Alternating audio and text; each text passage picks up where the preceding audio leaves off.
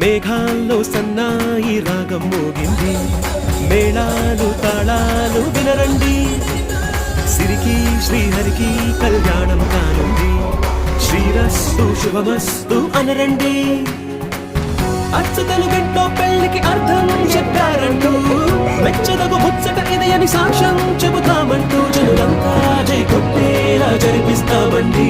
అందాల కుందనపు బొమ్మవని జత